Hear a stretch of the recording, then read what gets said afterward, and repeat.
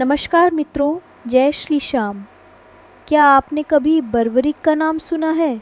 क्या आप जानते हैं कि महाभारत के इस महान योद्धा का क्या संबंध है श्याम बाबा से? और क्या आप कभी खाटू धाम गए हैं, उस पवित्र स्थान पर जहां भक्तों को साक्षात भगवान के दर्शन होते हैं?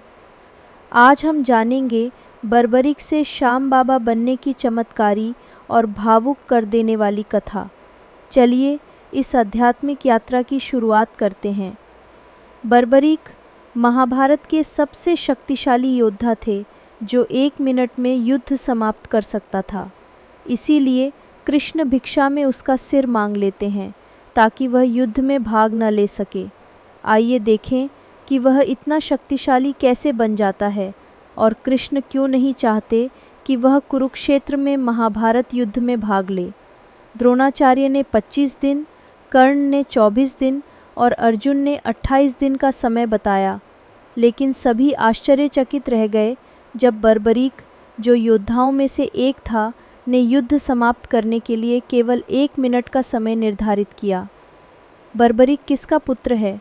घटोत्कच, भीम और हिडिंबा का पुत्र और मौरवी, यादव राजा मुरु की पुत्री।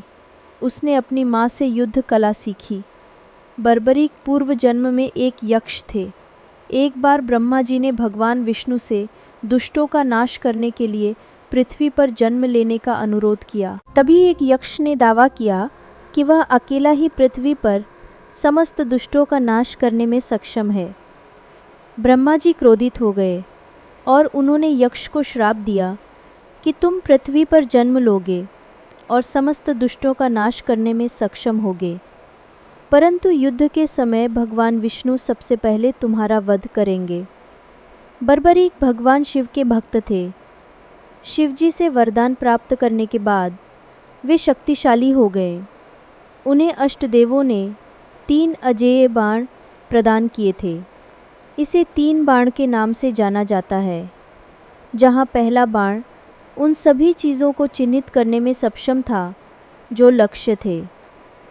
दूसरा बाण उन चीज़ों को चिन्हित करने में सक्षम था जिन्हें बर्बरीक बचाना चाहता था, और तीसरा बाण उन सभी को नष्ट करने में सक्षम था जो सुरक्षित चिन्हों से अचिन्हित थे। इसका मतलब था कि बर्बरीक अपने 3 बाणों से सभी को मार सकता था। बर्बरीक की इस शक्ति को जानकर भगवान कृष्ण ने एक चाल चलने का निश्चय किया। जब बर्बरीक युद्ध में शामिल होने जा रहा था, तब श्री कृष्ण ने एक संत का वेश धारण किया और बर्बरीक से जंगल के सभी पत्तों पर निशान लगाकर अपनी शक्ति दिखाने को कहा। जब बर्बरीक ने बाण छोड़ने के लिए अपनी आंखें बंद की, तो कृष्ण ने एक पत्ता उनके पैरों के नीचे छिपा दिया। पहला बाण छूटते ही वो एक साथ जंगल के सभी पत्तों पर निशान बनाकर कृष्ण के पैरों के चारों ओर मंडराता रहा। जब कृष्ण ने पूछा कि बाण उनके पैरों के चारों ओर क्यों मंडरा रहा है, तो बर्बरीक ने कहा कि उनके पैरों के नीचे एक पत्ता ज़रूर होगा। इससे कृष्ण को यकीन हो गया कि बर्बरीक 1 मिनट में ही युद्ध समाप्त कर सकता है। जिज्ञासावश कृष्ण ने बर्बरीक से पूछा कि वो किस पक्ष से लड़ेगा। बर्बरीक ने कहा कि उसने अपनी माँ को वचन दिया है कि वह अपनी शक्ति का प्रयोग केवल कमज़ोर पक्ष के लिए ही करेगा। चूँकि पांडव कमज़ोर पक्ष में थे, इसलिए वो उनकी ओर से लड़ेगा। कृष्ण ने बर्बरीक से फिर पूछा कि अगर उसकी शक्ति कौरवों को कमज़ोर कर दे तो उसे अपना पक्ष बदलकर पांडवों के विरुद्ध लड़ना होगा। यह तब तक जारी रह सकता है जब तक वह अकेला न रह जाए और कोई भी जीत न जाए। इसलिए कृष्ण ने अभी भी साधु के वेश में बर्बरीक से कुछ मांगा। बर्बरीक ने जो भी मांगेगा देने का वचन दिया। तब कृष्ण ने बर्बरीक का सिर मांगा।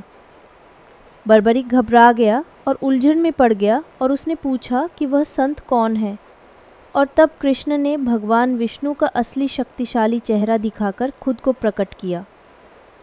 बर्बरीक उन 2 योद्धाओं में से एक था जिन्होंने वास्तव में कृष्ण को उनके भव्य दिव्य रूप में देखा था। अपने दिव्य रूप में बर्बरीक ने श्री कृष्ण से विनती की कि यद्यपि वह कुरुक्षेत्र युद्ध में भाग नहीं ले सकता, फिर भी वह संपूर्ण युद्ध देखना चाहता है।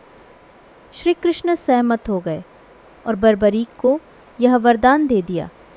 बर्बरीक ने अपना सिर काटकर कृष्ण को दे दिया।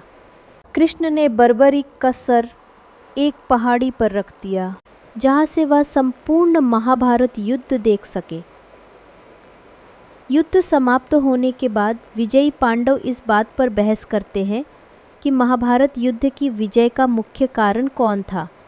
श्री कृष्ण तब उन्हें बर्बरीक से पूछने की सलाह देते हैं कि बर्बरीक ने उत्तर दिया कि यह श्री कृष्ण और उनकी उपस्थिति और सलाह थी जो जीत का मुख्य कारण थी, क्योंकि वह केवल कृष्ण को खेल खेलते हुए देख सकते थे।